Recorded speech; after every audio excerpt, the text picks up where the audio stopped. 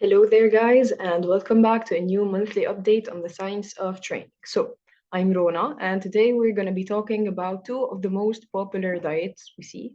So, the intermittent fasting and the ketogenic diet. So, we're going to be discussing first the definition. What is an intermittent fasting diet? What is a ketogenic diet? We're going to be going over some studies and discussing the results, and finally, a takeaway message at the end. So, what is intermittent fasting? So, intermittent fasting is a way of dieting, basically. So, it is an eating pattern that involves fasted and non-fasted periods. So, in the fasted periods, we're only allowed to drink low-calorie to no-calorie beverages such as water, tea, and coffee. And the non-fasting hours, we are allowed to eat whatever we want. So, there is three types of intermittent fasting. We have the time-restricted feeding. So, we divide the hours of the day into fasted and non-fasted periods. And the most popular one is the 8 to 16 hours. So in 8 hours, we are eating, and in the whole 16 remaining hours, we are fasting. And then we have the alternate day feeding. So this is practically where we eat for one day and then fast the whole other day. So for one day we are eating normally, and the second day we are fasting or restricting the calories to a really low number, for example a maximum of 200 calories. And finally we have the periodic feeding. The idea behind periodic feeding is dividing the meals of the day into smaller but frequent meals.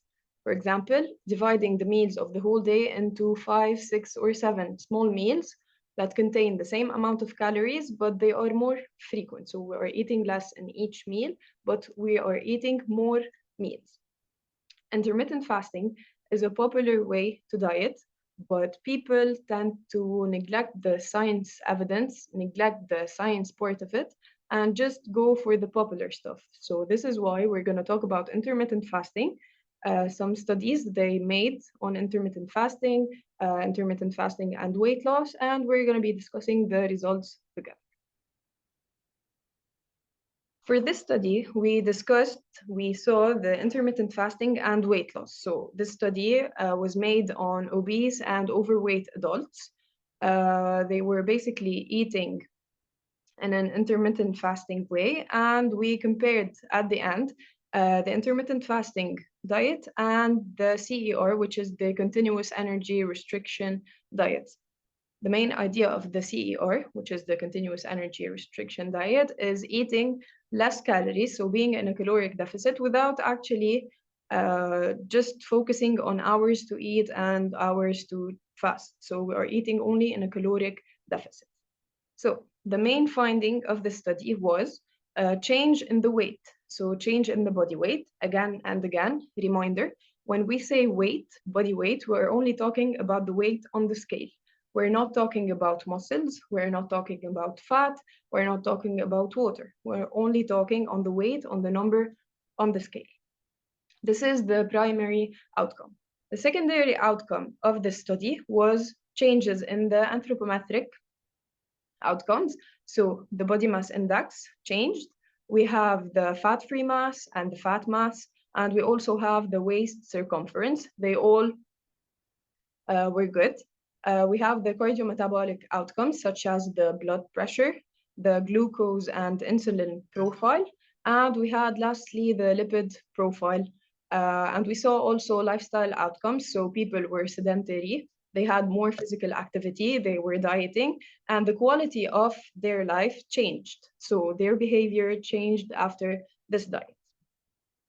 All in all, after we compared both treatments, so the intermittent fasting and the continuous energy restriction, both they had similar changes in body weight. So approximately it was 7 kilograms, more or less. But the studies investigated the difference between two of them on weight loss, and they found similar changes in the body weight and no significant difference in weight loss. This is another study that showed the effectiveness of intermittent fasting diet versus the continuous energy restriction diet on all the parameters that we talked about before. So the results, out of 859 studies, 18 articles were selected to confirm the results. So whenever we say these results are true, we have to take into consideration the number of articles that was taken from to confirm these results. So one study compared the waist circumference. It was similar in both. We saw that the intermittent fasting group had less fat mass, so they tended to decrease more the fat mass in the IF groups. Lean mass, muscle mass was similar in both, and 3 studies only observed significant differences in lipid profile variables, especially in the intermittent fasting groups. So as we see here and the study before, looking at the inclusion-exclusion criteria, the results of this study are only projected on people who are overweight or obese and that are adults. So they are aging more than 18 years. When we compared these two, the effectiveness was the same. So we saw changes in the anthropometric outcomes, the cardiometabolic outcomes, and the lipid profile in some groups. It was the same. There was no significant changes between the IF groups and the CER groups. Now, the effects on the performance, brain, and cognitive function. In terms of performance, when they compared both, it was there was no significant effects when it comes to muscle strength and anaerobic capacity. But in another study, it was only one study, so we cannot really confirm these results. But in one study, they compared the Ramadan fasting and the intermittent fasting, and they saw in the intermittent fasting, which is the time-restricted feeding, they saw that it improved the aerobic capacity. But one thing to take into consideration that the timing of the testing is very, very, very important. So they didn't actually mention at what time they tested the performance. Was it in the fasted hours? Was it in the non-fasted hours? Was it before a meal, after a meal? So we know that carbs affect the performance, athletic performance. So they didn't actually mention when they were doing these testing. So we can never actually know if these results are accurate or not accurate. For the brain and cognitive function, we saw that one study suggested that the calorie restriction and the intermittent fasting was putting stress on the cells. So the cells were adapting to the stress, and they were protecting the neurons against all the factors that may come with aging. So genetic, environmental factors, which can affect our neurons with ages. Now, for the last part, which is this point right here, they suggested that the intermittent fasting enhances the cellular resistance to stress. But one thing to take into consideration and to note that this is an animal study. And as we know, in the strength of evidence, animal studies are below or at the low part of the pyramid in the hierarchy. So we can never take these results and apply them to humans. It can be different, it can be the same, but this is a precursor for further study. That's why we need further studies in the future to confirm these results on human beings and not only the results being applied to animals. So in conclusion, people tend to go for intermittent fasting because they actually want a pattern to eat. But before adhering to a certain diet, we should take a look at the overall view and see the potential risks and to be aware of these potential risks before adhering to this diet.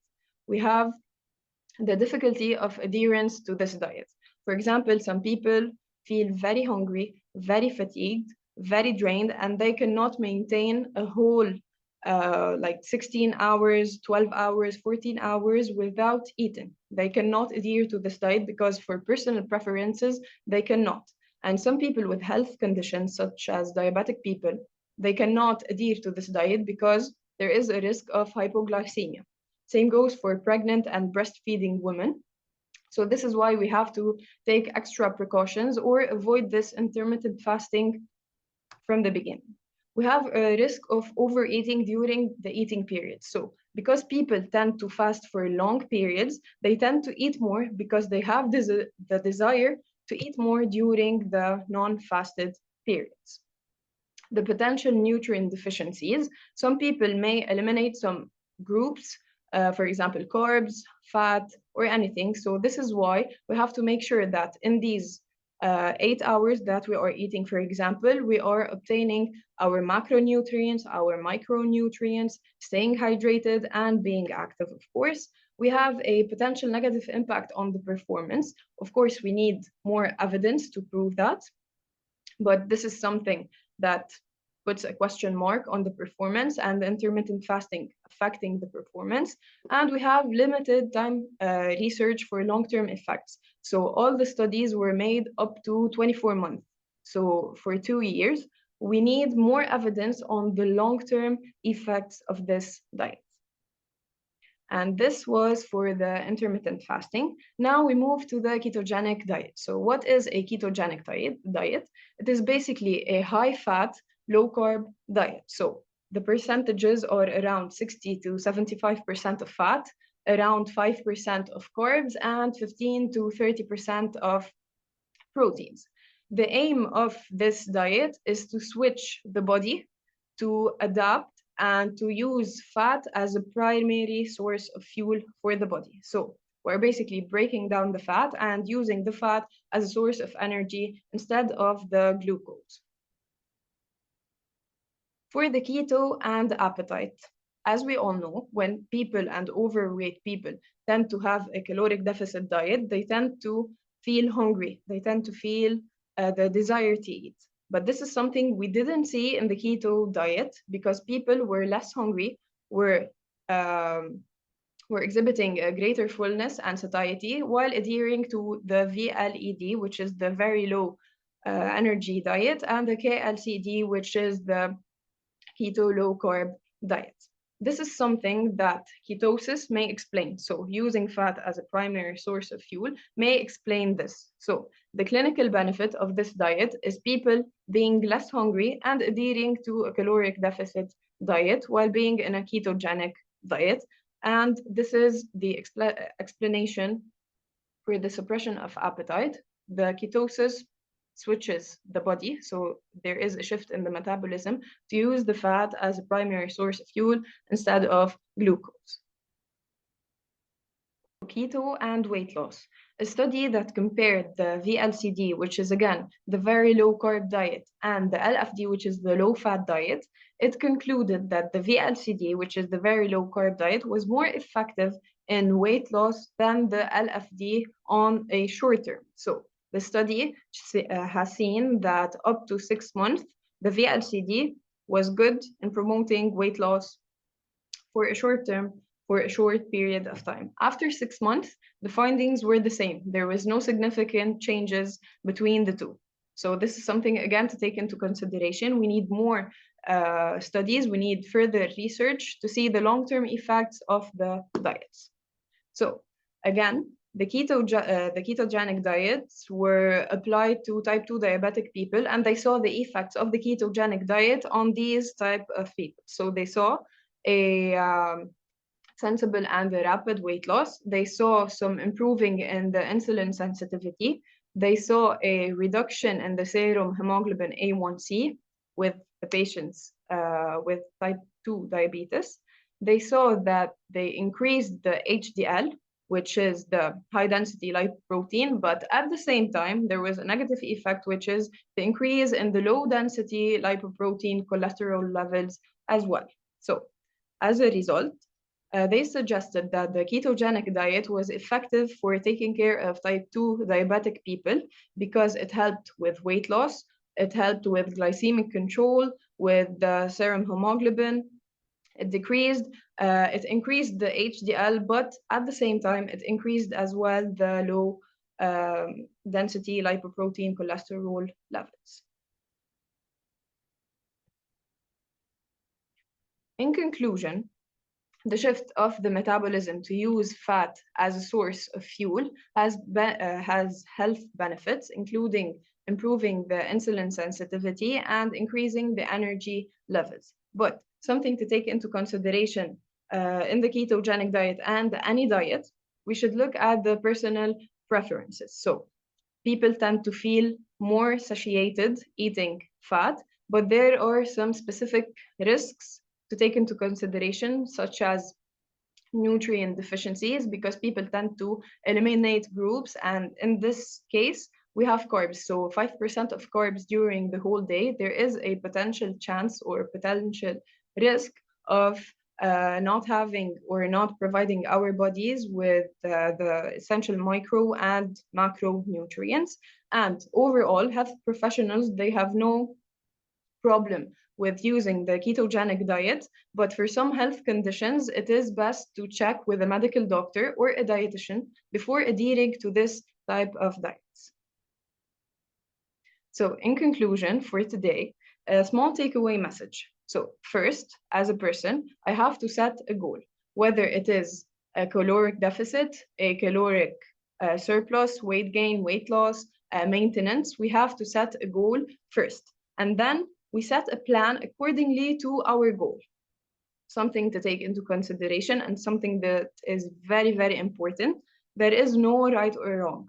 So for me or for you guys, the thing that works for you or for me doesn't have to for sure work for somebody else. So what works for you works for you. What works for others may not as well work for you. So you set a plan according to your goals, according to your preferences as well, because this is a lifestyle change. This is not a diet that you do for 3 months and then you return for your old habits.